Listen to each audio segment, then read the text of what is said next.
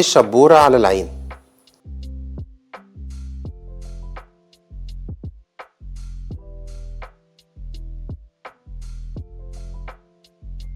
العين مش عضو واحد، دي مجموعة كبيرة من الأعضاء اللي بتتعاون مع بعض علشان نشوف كويس، وعلشان كده أي مشكلة في أي جزء من العين هيؤدي إلى حدوث شبورة وضعف نظر. يعني مثلا لو قرنية بقت متعرجة أو عليها عتمات، ده هيمنع دخول النور جوه العين ويسبب الشبورة. لو عدسة العين حصل فيها عتامة زي المية البيضاء أو اتخلعت من مكانها هيعمل شبورة. لو الجسم الزجاجي اللي مالي العين حصل فيه نزيف أو عتمات أو التهاب هيؤدي كمان لانخفاض في الرؤية. طبعا الشبكية وهي الفيلم الكاميرا الحساس بتاع عينينا، لو حصل فيها مشكلة زي الارتشاح أو النزيف أو الالتهاب أو التليفات فوقيها أو تحتيها أو الانفصال الشبكي هيعمل شبورة. لو حصل جلطة في الشريان أو الوريد الرئيسي أو في عصب العين وأدت إلى تلف في الدورة الدموية أكيد النظر هيقل. لو عصب العين اتأثر زي مع المية الزرقاء وزيادة ضغط جوه العين أو حصل فيه التهابات أو جلطة هيحصل شبورة على العين. بالمختصر كل جزء في العين لو اتأثر هيؤدي إلى شبورة، ودي أمراض كتير قوي ممكن تحصل. لو حصل لك شبورة احنا هنفحص كل جزء من عينك عشان نوصل للسبب، نحط له خطة العلاج المناسبة علشان ربنا يكرمنا ونقدر نحافظ أو نرجع لك النظر تاني.